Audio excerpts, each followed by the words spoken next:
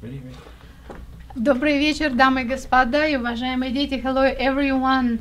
We are at Olga's show tonight. We come in live on Ustream, and you can check us, search under Olga's show. YouTube would be available later. We download that later after the show. And then how else you can find us? You can find us on Facebook, Olga Show, olga-show.com. You can call us at 408-912. 5265 408-912-5265. Our first hour, we do it in English due to our English speaking friends. From 8 to 9, we're gonna do it Russian speaking friends talking to us in Russian. But even so, all of our friends gonna learn or Russian or English. So, and today at Olga Show we have an attorney, Roger Royce. So, nice to see you. I met you recently and you have been helping startups, and welcome to our show. Thank you, Olga. It's nice to be here. So tell us first, how did you decide to become an attorney? Well, that's an interesting question. How did I decide to become an attorney? Well, where I grew up, my father was a small businessman, and I realized at a very early age that the attorneys of the world spoke this sort of secret language. They knew the language of business. And whenever there was a question or a problem or an issue, they always had to go to talk to the attorney. So it seemed to me that that was a person who wielded quite a bit of power in the world, especially in the business community, sort of like a modern day shaman. So that's what got me interested in the law. And that's from almost my earliest age. And then as I got older and as I got into studies in school, I became very interested in the intellectual aspects of it. As you know, the law is very language-based. It's very analytical. It borrows from many different disciplines. And regardless of the area of the law, it has aspects of intellectual challenge as well as creativity. So it's always been something that's just been very interesting to me. And more recently, I've discovered that here in Silicon Valley, where I practice anyway, the law is really a means and a methods and a mechanism for helping businesses, helping people build great businesses. And that's really what we want to do. It's a business in itself, but it's a way of getting involved in the local business community and helping people accomplish those goals. All right. So, where did you grow up? I grew up in North Dakota, actually, in central North Dakota, a town named Mandan, just across the river from the state capital of Bismarck. Its claim to fame, it's the last resting place of George Custer before he went off to the Little Bighorn. So that's where I grew up. I could see across the valley from my home the fort that he used to live in. And who is that famous person?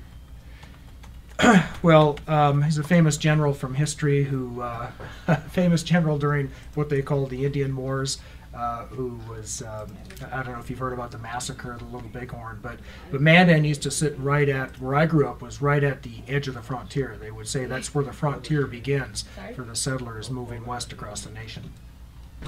Okay, that's wonderful. But which school did you visit after you moved from North Dakota? When you say visit, well, university. Well, my background, so I went to school locally at the University of North Dakota, with which I'm still very involved in. My undergraduate was in accounting. I was a CPA, and I got a law degree there, and also from New York University School of Law, where I studied taxation law. Okay. And then you moved to Silicon Valley. Well, I practiced in New York City for a while. So I actually, to back up, I have a very varied past. I started practicing in North Dakota, and I did work at, if you know North Dakota, you know it's oil. It's big oil right now, and there was an oil Sounds like Russian to me. You know, it's very much a lot like Russia. In fact, the town where I grew up in, if you ask me what I am, when I ask my parents my ethnicity, they'd say, well, you're German Russian. And I say, well, what does that mean? And it turns out that my family and most of the people actually in North Dakota, they were Germans who had settled a part of Russia, which is now the Ukraine, under Catherine the Great's rule, under what was your equivalent of a homestead law. And then in the early 1900s moved to the United States, and they settled in the Great Plains, the northern Great Plains, because the topography was very much like what it was back in old Russia. And they were all farmers, of course. So the area is very much like that. So I practiced there. It was big oil, and it was agriculture. It's where I started out. I remember the windfall profits tax. I used to deal with that all the time. And from there, one day I decided to head east to New York City, where I got an advanced degree in tax law, as I said, and I practiced with a large firm, international firm on Wall Street. We did the kinds of deals that you would read about on the front page of the Wall Street Journal every day. We represented royal families from around the world. The largest corporations in the world worked on some of the biggest deals and some of the political deals.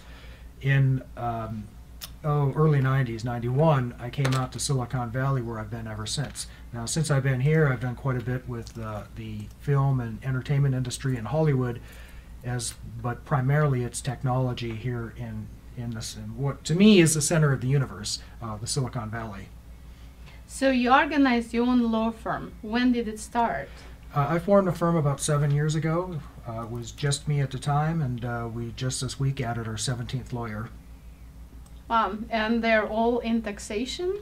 No, we're very much a general business law firm. We have a tax expertise because a lot of what we do is international, and that's very tax intensive these days, and I can get into that a little later as to why that is. But we do everything. We have a lot of bench strength in technology, corporate securities, of course, venture capital deals. We even have an estate planning division, litigation, trade secret, employment. So everything that the startup or middle market or even the international company would need. Great. Now, because you're in Russian programming, I know because you're helping Russian companies as well. So, and that's what's happened. We have computers running. We have so many computers running here. Being in Silicon Valley, it's really good. Right. And on another hand, is also bring advantages and disadvantages in that.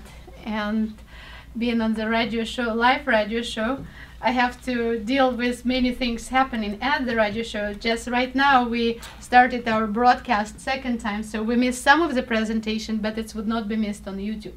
Oh, so that's okay. A good part. Oh, all right. So those who join Ustream, you can search us again, try again to find Olga show. Or YouTube, it would be uninterrupted, go again live. So that's what's happened. Some computers just don't work. We would not say which companies is that, because they could be our sponsors. Oh. Or not. Yeah. Then we definitely would not say what the name of the company. I see. But being an attorney, do you think it's an interesting life or too legal, boring life? Well, those questions don't get any easier, do they? It's what you make of it. It really is. And I've seen the statistics, and I know that most lawyers are not particularly happy people and not very happy with their choice of profession. And I've done my share of discouraging people from getting involved in this profession. But like anything else, it is very much what you make of it. And the people who are happiest and do the best are those that find that area of the law that really interests them, and then they work their butts off at it. I think that's the secret. Now, I have a book in my hands, Death on Arrival. Well, I will show on the Ustream. Here's a book with your picture, Death on Arrival. I can come up with many imaginative scenarios right now. Why don't you just start talking about that before I start asking questions and putting people into different areas? Sure. Well, we need to read the rest of the title. It's Death on Arrival, How to Avoid the Legal Mistakes That Could Kill Your Startup. So what the book is, it's a culmination, it's a summary of my 30 years almost of experience in the law of working with companies. And one of the things I began to notice several years ago is that in all the places I've been, all the places I've practiced, from the oil patch of North Dakota to the investment banks of Wall Street, my international deals all over the world, in Hollywood, in Silicon Valley, in the financial markets in San Francisco.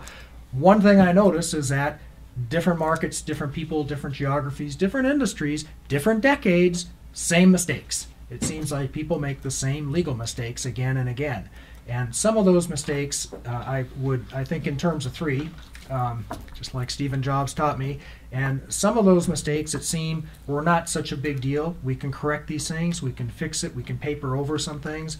Other things can be corrected, but it would be a valuation issue. It would be some cost to the company. And a third category of mistakes were what I call dead on arrival mistakes. If somebody makes that kind of mistake, they're pretty much done. They have to go back to the drawing board and start all over. So that's where the title came from. And the book is really about the most common legal mistakes that companies should avoid.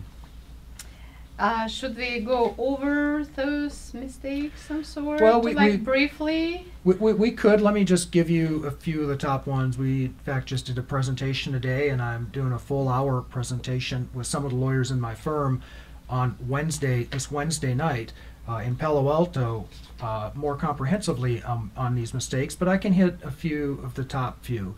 So in the startup world, probably the biggest mistake that it seems that entrepreneurs make in pretty much every field is to failure to document. And you see this all the time where people make deals on a handshake and they have an understanding and they assume that everybody is on board with that understanding, and they just don't document things until it's too late. And then when it comes time to document, they discover that they're not in agreement. That is probably the number one mistake. You've just got to get things in writing. Okay, that's the biggest mistake. That's the biggest one. Put it in writing. Right, that's the most common one, and that is a dead on arrival mistake, because if people don't agree, you're done. I mean, you're done. You just might as well start over, because nobody is going to buy into a lawsuit. No investor will invest in that. Okay, it's something that just has to be cleaned up, and people have to be cooperative. And it's harder to get people to be cooperative when you hand them tremendous amounts of leverage, which is what you do if you don't have anything in writing and no evidence as to what your verbal agreement is. All right, what is a second? A second mistake? Legal mistake. Well, I could talk all day, of course, about legal mistakes, but let me just give you some of the big ones. That one makes my list because it's one that just can't be corrected. Here in Silicon Valley and pretty much every place where people do technology, another mistake that people make is not really tying up rights to technology appropriately. And that comes in a lot of different flavors and categories. For example, somebody might develop something while they're an employee of somebody else, and they might use that employee's facilities. They might do it on the employer's time, or they might simply do something for themselves that they were hired to do for the employer. Well, that's a real problem because they don't own that technology or that IP. That's one flavor of IP mistake. Another one is people put their companies together and they have people do work on the intellectual property, develop the technology, and they don't get proper assignments. And they don't think about going to get them until there's some big event. They're about to get financed. They're about to get sold. And then they go back to the person who owns the technology. And once again, they've handed them a tremendous amount of leverage because that's the point where they have to pay quite a bit to get those rights. So I would say that is another really big mistake. A third one I'll talk to you about before we move on to another topic has to do with securities laws violations. Because we've all been hearing a lot in the press these days about crowdfunding. And there's a lot of misinformation floating around about it. And part of it is due because people confuse it with crowdsourcing. In other words, there's equity crowdfunding and there's non-equity crowdfunding. The crowdsourcing, like what Kickstarter and Indiegogo and some of the sites like that do. And that's perfectly fine. I mean, I'm not saying it's without issues, but as a securities law matter, it's fine because there's no sale of securities.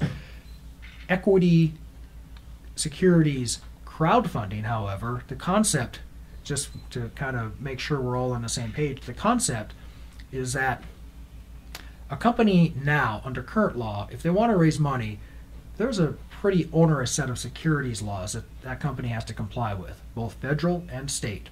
All right, and every state has some securities regulation of some sort. So what usually happens is they can only take money from wealthy, sophisticated individuals, and they have to make lots of disclosures to them or they have to do the type of offering that doesn't require those disclosures, again, from a select few of wealthy individuals that they have this personal pre-existing relationship with. The crowdfunding concept is, it started out as a good idea, and what Congress did to it shouldn't happen to a dog. The idea was, look, why don't we let the crowd decide? Let's just put these companies out there on a web portal, put it out on the internet, and we'll let the crowd decide what's a good investment and what's not. It seems to have worked for a lot of other industries. So that was a concept. What we got in terms of proposed legislation was a law that basically will fall under its own weight. It's a law that's, unless somebody comes up with some creative ways around the problems in it, or Congress goes back to the drawing board and fixes it, we have a crowdfunding law under the Jobs Act that the president signed last year, which would allow companies to list on a portal and take money from non-accredited individuals and take money for a large group of them. And that's something they can't do now, people that they don't previously have this pre-existing relationship with.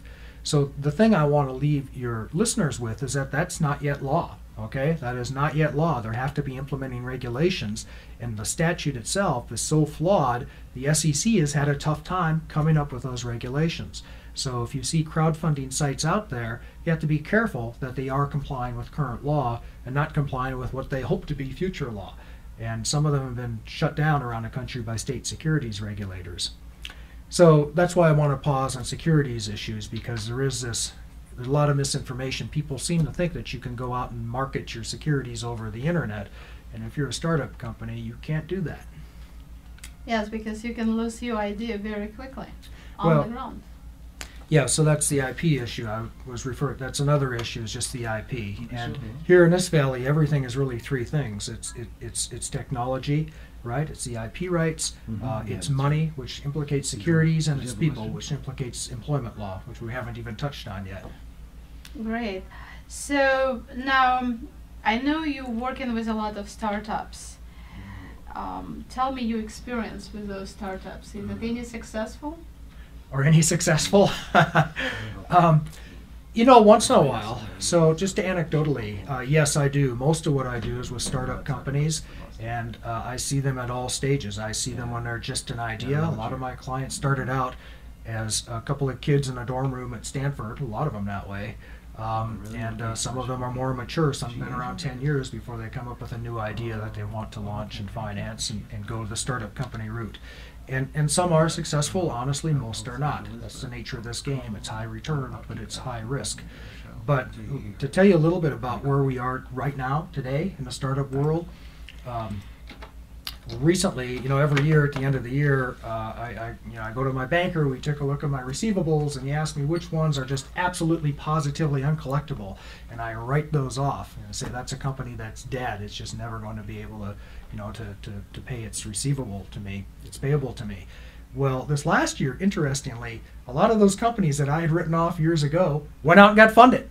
So that tells you a little bit about the market today, and it tells you a little bit about startups. They can rise from the ashes and come back to life, and all they have to do sometimes is pivot, or they just have to wait until the time is right. And so I'm seeing a lot of successes this year that I would not have thought would have been a success. So these are good times for startup companies, relatively speaking, but it still is a very risky business.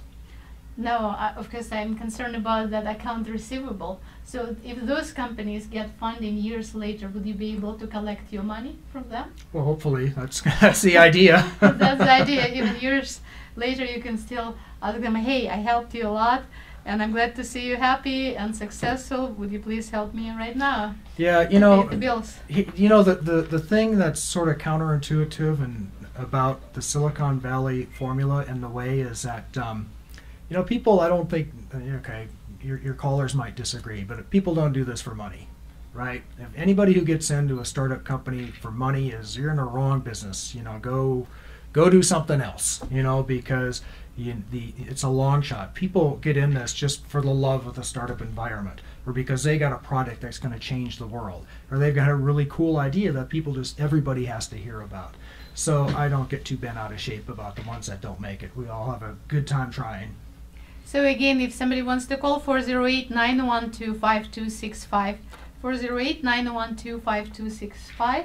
And I know Roger Royce will try to come here on periodic basis, update us about upcoming startups and talking about his presentations. I know I heard one of your presentations, so you're a speaker on many. Yep, yes you did. Just last week, in fact. All right. And we're doing this again next week on the 22nd, Wednesday evening in Palo Alto. And where about in Palo Alto? That'll be at Ming's, 1700 Embarcadero Road, Palo Alto. Ming's Restaurant. Ming's Restaurant. I have to admit I have been there last week and I saw your attorney law firm right across the street. Yes. So very convenient. Yes, So if it somebody is. needs to sign a contract, they can cross the street and be at your office. There you go. This is accidental world, but that's things happened. Right. So let's cover a couple of Russian learning words. Did you come up with any Jeez. English? And you have to learn right on the spot, expromptu, so-called some Russian words you would like to learn today. Well, Good ones. Well, okay. I'm sure everybody asked you how do I say hello in Russia. Yes, it's many ways you can say. For your friends, you can say привет. Privyet. Of course, you cannot say that to your boss or Oh. your you know, those I don't know, those who in power or who Oh, has the okay. money, or you don't know them. You want to be polite, then you have to say здравствуйте, здравствуйте. Oh, jeez. I know that's a hard one, and you know what? I had to spell that word Yeah. with so many silent letters in it. Yeah. In my first grade, I never forget that word. So I know how you feel right now. So how do you spell it? Oh, that's even harder. So let's just break it down. Okay. Здравствуйте. Draw. Draw. Strui. Здравствуйте. Draw. Strui. Те. Okay, okay. Здравствуйте. Yeah, this is the comedy portion of the show, so you can all laugh at me trying to say this. But you can s- Strui. Те. But Те. привет, I guess you can say it because you're an attorney. And an attorney, I have to admit, most of the time rules the world. Well, good. Then I'll just say privyet. Привет, yeah, привет. Привет, Okay, привет. you have the money. Yes, no, then get out of here. Sure. But it's a joke part, but hopefully, well, sometimes attorneys take case on but contingency. Do you do any of the work like that? No. We're not. You know, there's contingency. It depends what you mean by contingency. I do a lot of things on speculation. If I really believe in something, to believe in a company, and in fact, we even incubate some companies in our office space. If I really believe in the idea, but it's a tremendous amount of work and effort and risk, and that's fairly rare. But I will oftentimes, defer fees until the company gets funded, if I think they're going to. Okay, so I can tell you that attorney called advokat in Russian. Advokat. Okay, means you advocate. Advocate. Oh, okay. Person, That's easy to remember. Advokat. I like Yes. that. And then court will be суд. How do I say I'm a famous American lawyer when I go to Russia? Wow. Okay, I will try to say it slowly. Я знаменитый американский адвокат. I think I'll stick with Privyet. Привет, я адвокат. Privyet, я адвокат. Я знаменитый адвокат. Я знаменитый адвокат. Знаменитый. Say that. Знаменитый. Знаменитый. Знаменитый Знаменитый. адвокат. Advokat. Very good. Now, in terms of difference working with Russians and Americans, did you find any differences? Well, yes and no. There are some commonalities, as I say, all over the world. And by the way, a substantial portion of what we do is inbound international work. It's work with non-U.S. companies that want to come here into the Silicon Valley. So, and a substantial portion of that is from Russia and Eastern Europe. We're seeing a very big presence here in Northern California from that community. And I've been over to Eastern Europe several times. I've given several presentations, and I always start out by telling people about my drive to work in the morning. Because as I drive to work, I drive past $10 billion a year of venture capital. 1/3 of the venture capital in the U.S. sits along Sand Hill Road, which is on my route. And I only live a few miles from my office. I drive past some of the biggest technology companies in the world. Google, Facebook, Apple, Intel, Microsoft, they're all right here. And I've dealt with most of them, it seems. I drive past one of the finest universities in the world, Stanford University.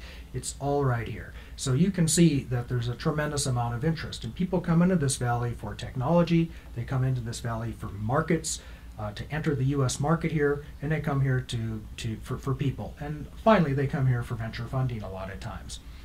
So that's pretty much a constant from everywhere in the world. And there's getting to be a global standard for what startup business is like, and I call it the global startup.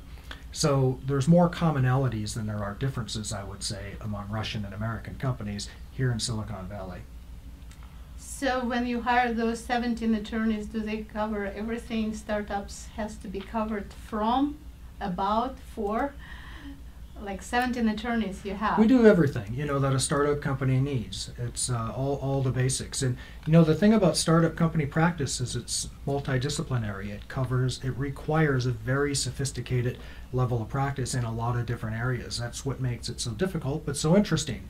I mean, there are securities issues, there are corporate issues, there are tax issues, there's employment issues all over the place. There's technology law and licensing and trade secret and intellectual property. There's a lot of things that have to be dealt with. So it requires a firm of some substantial bulk to handle that. But the downside is that most startups, they can't really afford to pay for a 500 lawyer international law firm. So we've filled that need, we've covered that niche, and that's why we've been able to grow so quickly in such a short amount of time. And I know you're also offering your services complimentary at those startup pitch and demo events. I am? Okay. Well, so more or less, at least you give a presentation. I better read the fine print more often. Well, at least I was able to see that. We have a commercial break coming up in a few seconds, and we come back and get in great details if it's free or not free. But right now we have commercial break. You're listening Olga Show, Roger Royce, attorney for startups here as our guest, and you can call us at 408-912-5265, 408-912-5265, or look us on Ustream under Olga Show. Search. Спасибо, что вы слушаете программу «Русская универсальная медиа» на канале 92.3 FM. Слушайте нас каждую субботу с 6 часов вечера, чтобы узнать побольше, что варится у мамы на кухне.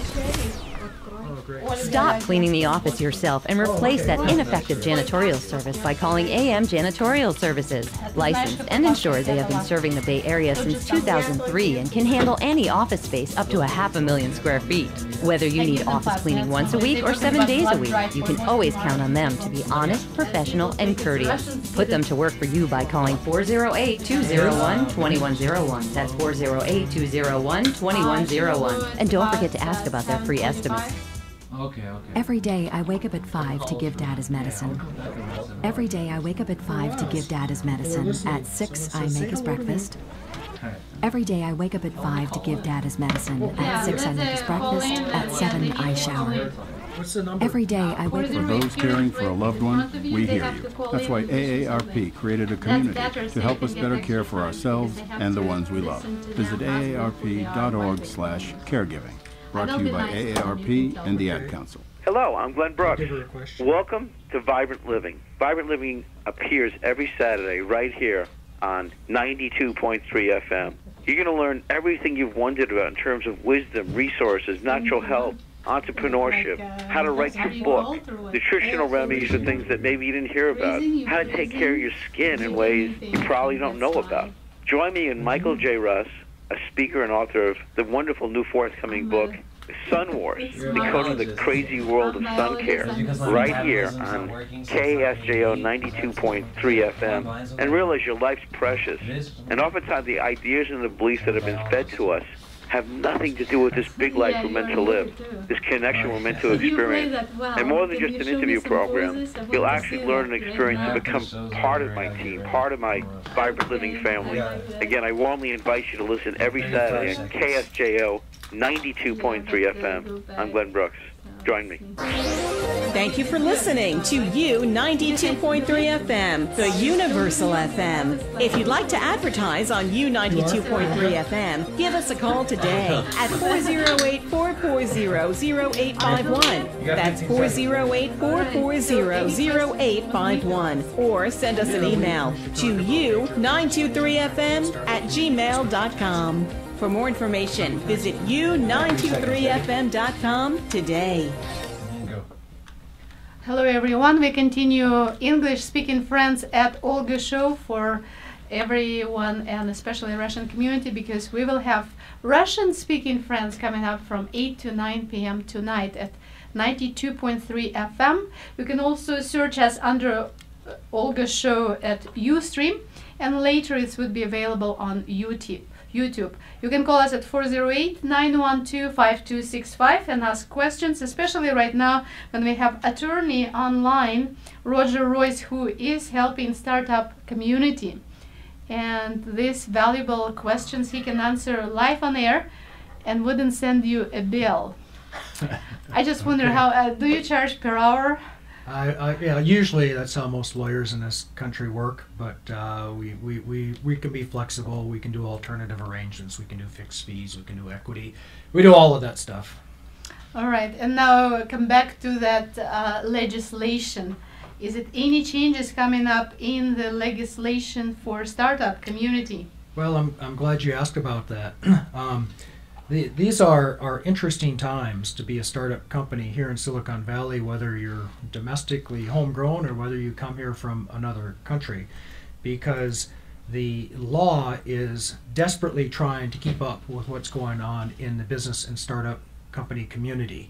And it's doing that in a few different areas. And again, I break everything in this valley down into really about 3 or 4 topics: technology, tax, employment, and money, because that's what it takes to put these things together. So let me talk about a few things. I'm most interested in tax reform, and I've hosted one U.S. senator and a couple of congressmen now, and I've sent several letters and comments to Finance Committee of Senate and Ways and Means Committee of our House of Representatives with my comments on what I think tax reform ought to look like to help incentivize the startup community. Now, here's the problem.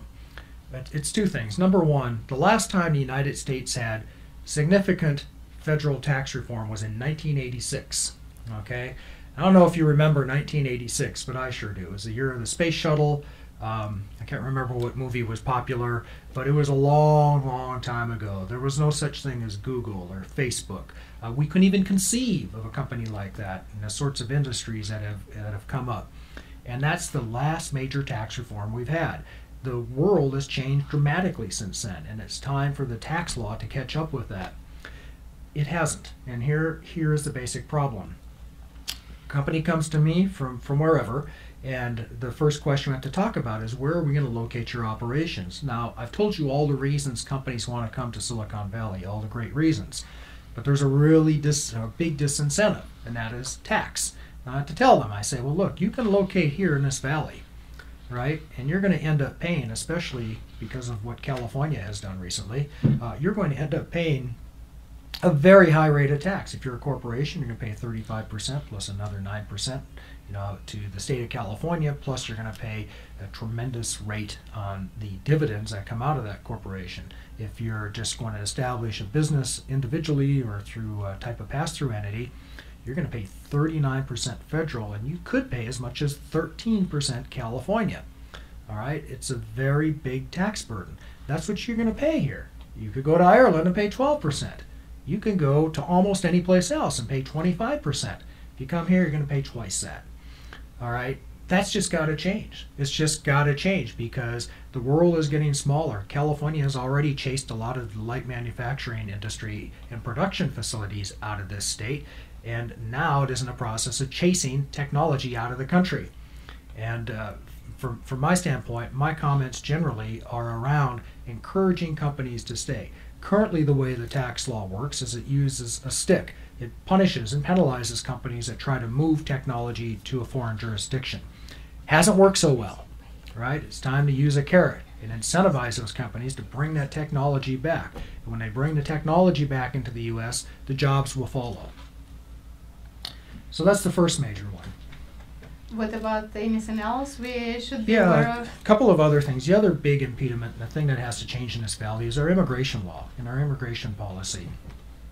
And it's, I'll bet half the companies I see in this valley that get started are started by people from other countries coming here.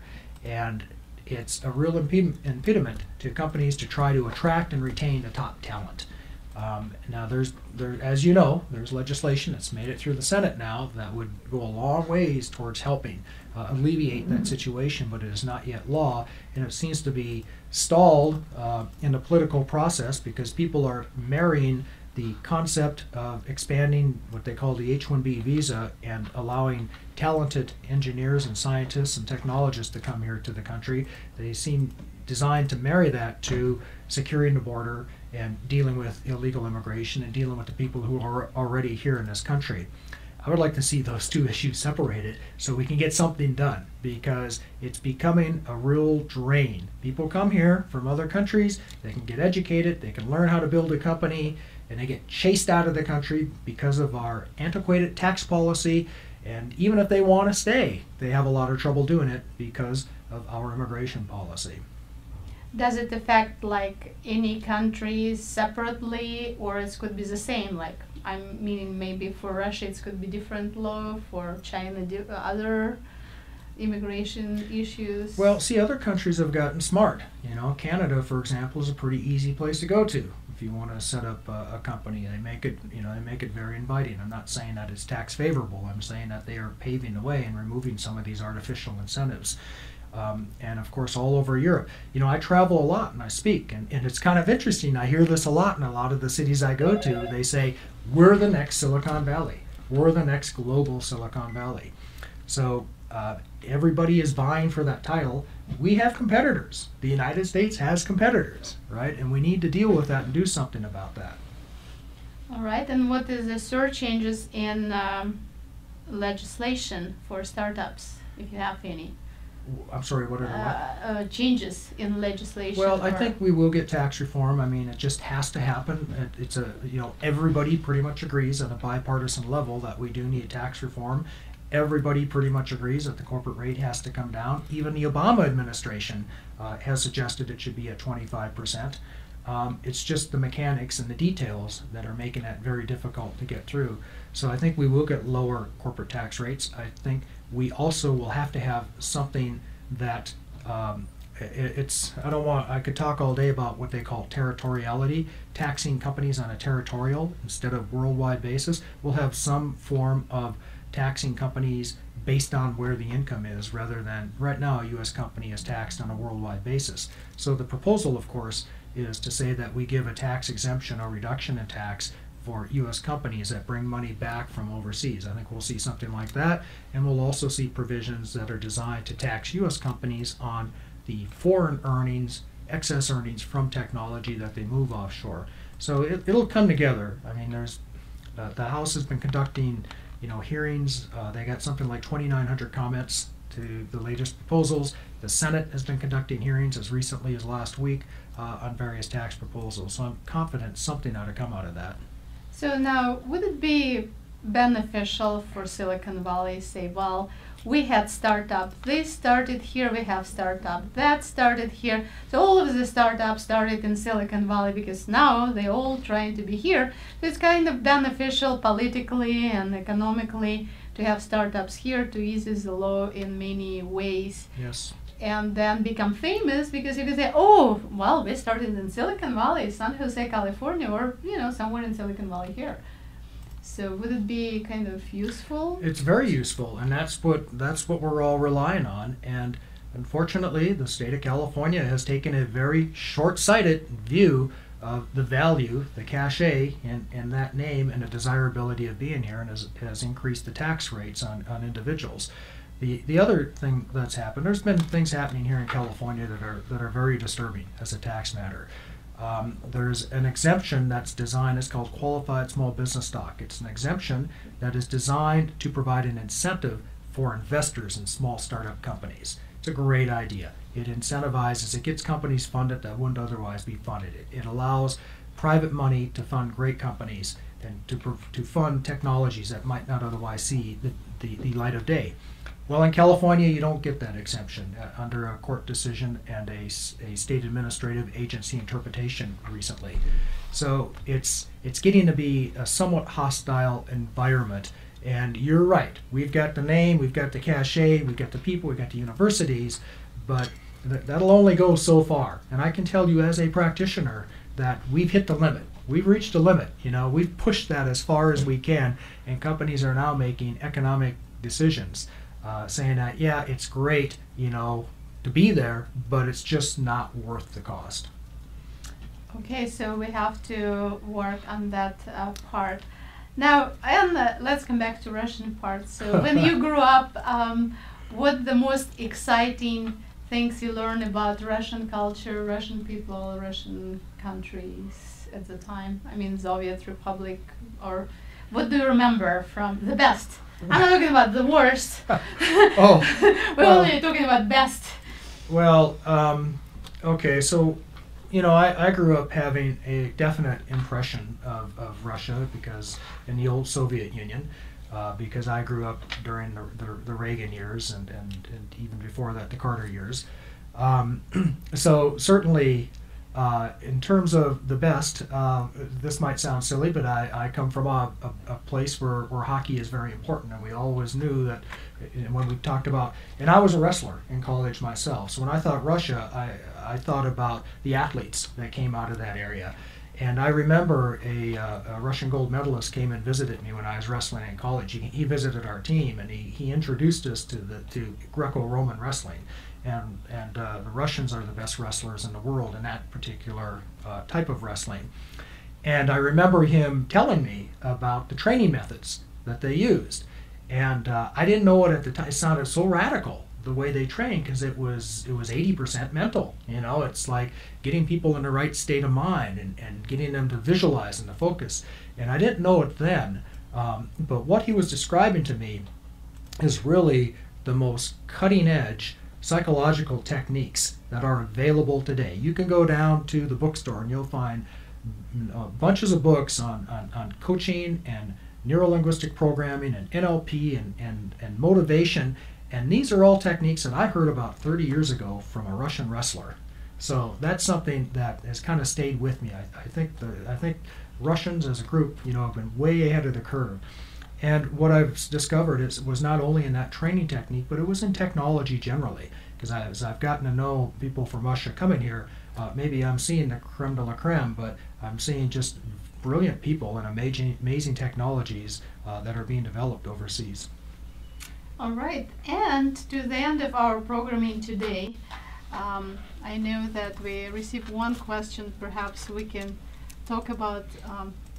I can repeat that event you're gonna host and be part of it at Ming's Restaurant in Palo Alto, Wednesday. Yes, May 22nd, Ming's Restaurant, 1700 Embarcadero Road, Palo Alto, at 6:30. We'll be doing a presentation called The Top 10 Legal Mistakes That Startup Companies Make. We're expecting a very big group of local startup company entrepreneurs, angel investors, and technology people. I would like to know if it's cost, if any price involved. So it's complimentary for all our viewers and listeners. It's free, and I'm even buying everybody there some hors d'oeuvres, so I'll even feed people if they want to come and hear the program. Is it at Ming's Restaurant? They have a very good hors d'oeuvres. Well, I hope you like dim sum. Yes, I do like dim sum, so I will be there. I already know that. And please RSVP at idea-2-ipo.com, because it's important to know how many people are coming, because if you not register, then somebody would not receive enough dim sum. So just to be courteous about others, again, RSVP for idea-2-ipo.com, and then we will see you on May 22nd at 6:30 p.m. at Ming's Restaurant, which is in Palo Alto, M-I-N-G. You know, and I'm having so much fun here today, Olga. I'm going to make an offer to all of your listeners now. If you will go to my website, which is royceuniversity.com, and that's with an S, R-O-Y-S-E, RoyceUniversity.com. Go to the book, Dead on Arrival, the book download on that site.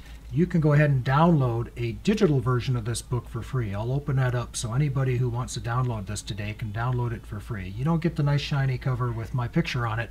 But that's what I will get, with your signature on it, and best wishes, right? Absolutely, but you will get all of that content. Great, and what would you wish to our listeners? What would I wish to your listeners? Yes. Is this like a Russian toast I should make to your health and happiness and wealth? Well, I want you all to be successful. I want you to go out, and I wish that you will create great companies that will bring you success and go out and change the world.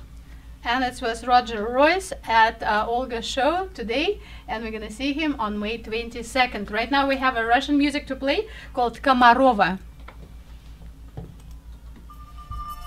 Okay, can we find those girls, please? Because they're losing time. На недельку до второго я уеду в Комарова, поглядеть отвыкшим глазом на Балтийскую волну, и на море буду разом, кораблем и водолазом, сам себя найду в пучине, если часом затону. На недельку до второго я уеду в Комарова, сам себя найду в пучине, если часом затону. На недельку до второго я уеду в Комарова, где качается на дюнах Шереметьевский баркас, и у вас в Карельских скалах на общественных началах, если только захотите, будет личный водолаз. На недельку до второго я уеду в Комарова, и у вас в Карельских скалах будет личный водолаз. На недельку до второго я уеду в Комарова, а воскресные дни вам на краешек земли водолазы ищут только кладов мне не надо. Я за то, чтоб в синем море не тонули корабли. На недельку до второго я уеду в Комарова. Я за то, чтоб в синем море не тонули корабли. And we continue with Olga's show. You have English-speaking friends at our show, and today we have Janie coming to us, and she has a very interesting event which I would like to promote and ask for people. It's a blood drive for Boston Marathon survivors, and because I know it's tension here, they think it's Russians did it. No, those guys are not Russians. It has nothing to do with Russians. I'm Russian. Even so, I was born in Kazakhstan. I didn't terrorize anybody, don't have any intentions whatsoever, but would like to help and stand up and say that even so, Chechnya could be part of Russia, but you know, it's different nationality. So, and I wish you all the best and all of the survivors the best. And here is Janie trying to help with blood drive. Would you please tell me about yourself and explain about event you're organizing? Yeah, so thanks a lot for having me. Yeah, so I'm Jenny, and I actually went to school in Boston, and I just, when I saw it, I just really wanted to show my support for people in Boston, and all right, yes, yeah. Keep going. And speak louder so we can all hear. Okay. So believe me, you have a great cause here. So tell me about that blood drive, where it's happening and when. Yeah, so it's going to be held in Mountain View. It's going to be held at the Highway Community Church, which is on, the address is 2050 Miramonte Avenue, on May 26th, which is a Sunday, but that's actually Memorial Weekend, from 10 a.m. to 2 p.m. All right, and now what's the story behind your desire to support that blood drive event? Yeah, so actually on the day of the marathon, that morning I was driving to work, and I heard on the radio that there were 2 bombs that went off at the finish line on the marathon, but I didn't really realize the extremity of the situation at that time. But I remember going to dinner that evening, and seeing the video of the bomb going off on repeat, and I just remember feeling really sick to my stomach and not being able to focus on the conversation that was going on. Yes, and tell me about that blood. How donation will save, and where's the blood which we donated will be saved? Do we have a phone call? Just answer the question first, and then we go. Sorry, what was the question? So the question: whom does the blood we donate will save? Okay, so actually the cool thing about the organization that I'm working with is that the blood we donate actually stays in the Bay Area. So your blood can save someone in the East Bay or someone in San Francisco, or just someone in our own community. So it's really cool. We have a phone call. You're at the Olga show live, and would you please tell me who you are? Hi, my name is Charlotte. I don't hear anything. Hello? Hello? All right. Hello? Hello? Yes, and tell me about yourself. My name is Charlotte, and I'm actually a friend of Jenny. We went to school together at Boston University, and yeah, I was an undergrad there. So when the Boston bombings occurred, it was, you know, it was kind of shocking to me because that area was so familiar to me. All right. Are you gonna donate the blood yourself? Sure, yeah. I'm a regular donor, actually, so it'll kind of be part of my regular schedule. I try to donate every 4 months, but I think this is a great cause. That's a very good cause. Jenny, you have a great supporters. Are you a student right now, or are you working as a student? What's your I role? graduated, yeah, so I'm out of school, so I'm no longer in the Boston area, but I still have very fond memories of that place, All of right. that area. So where do you live right now? I live in Las Vegas. So you're calling all the way from Las Vegas right now? Yes, I am. I'm coming to support Jenny and her cause because I think it's a really great cause. All right. Wow, Jenny, all the way from Las Vegas, people coming, donating the blood for your event. That's wonderful. So, and what's your name again? My name is Charlotte. Charlotte, how is the weather right now in Las Vegas? Might as well find out from the first hands. It's pretty hot, but we're kind of at a cold spell right now, so I don't know. The weather's kind of fluctuating, but yeah, it's starting to heat up pretty. Sorry, it's starting to heat up. Yeah. Now tell me about you know, marathon. Are you still doing somewhere in Las Vegas marathon, running around the fields? I think there is an annual marathon where you actually run inside the strip, like through the strip, and it's a really fun event. I think they do it at night. I was not able to attend, but I have friends that did, and they said it's a lot of fun because you get to do it at night when it's nice and cool, and you get to see the strip, which is pretty awesome. Well, thank you so much for calling, because we need to know and find out from Jenny the requirements. Who can donate the blood? Is it anyone, or what's the requirements? Right, so actually you have to be 16. And thank you for calling to our show. I'm very happy to see support from all over the country for Jenny and for us as well. No problem. Thank you. I'm really glad to be on. And yeah, see you on May 26th at the Highway Community Church in Mountain View. Thank you. Okay. Thank you. Thanks. So what's the requirements, Jenny? Yeah, so you do have to be 16 years or older and be 110 pounds. And also, if you've been to some areas outside the U.S., there may be some concern, but you can definitely just contact me and we can figure it out. All right. And what would you like to say to our listeners by coming to our show? Yeah, so all I really wanted to do was bring together my community here to think about the people who are in Boston, and because I have friends who are my coworkers or friends or just family who are in the Northeast, and I really wanted to just be able to do something for them because I'm not physically there. So if you guys are interested in donating, go onto website bloodheroes.com and click donate blood and enter the code highway. And while we still have time, would you please tell me about information, like my understanding, if you lay down on bed for about 15 minutes, how many lives you can save? Yeah, so Okay. It's about like 3 lives? Yeah, you can actually save 3 lives with a pint of blood. So it's definitely, one person can save up to 3 lives. So it's really good. All right. And now let's learn some Russian words. As you are Russian programming, for instance, blood, it would be kровь. Kровь. Kровь. Kровь. And as you can see today, I'm wearing red.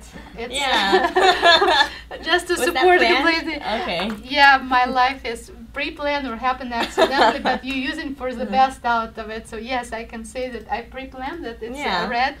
Yes, we support. I used to donate the blood myself in Russia as a student, and that was a fun event. And I knew that I'm saving the lives. And that was important. I also know a lot of people who donate the blood. I will contact that's them really good to hear. And see if they will be able to make it. Now, do you have professionals, of course, who will help you to take the blood from the people? Yeah, so we're actually, I mean, I'm working with an organization who regularly has people come in and donate blood. So they definitely have certified doctors and nurses, and they'll have equipment, and you know, obviously the needles are just one-time use, so there's no problem with that. And by the way, I learned about Jenny through United Nations Silicon Valley, who I support. I always support United Nations and also ladies to vote. And then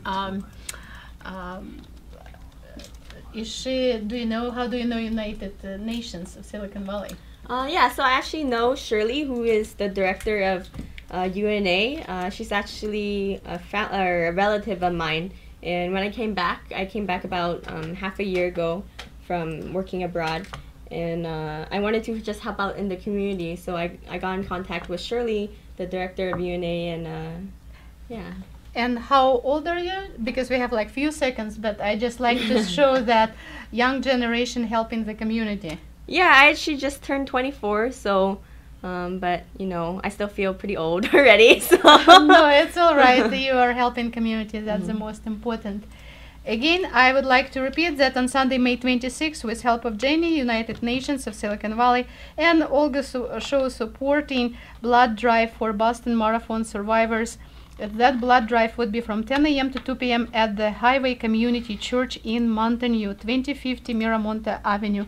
You can find more information at our Ustream, or call to Jenny, or to me at olga-show.com. And thank you for listening, Olga Show. Thank you, Jenny, for coming. Thanks for having me. And we will come to a Russian-speaking part in few seconds.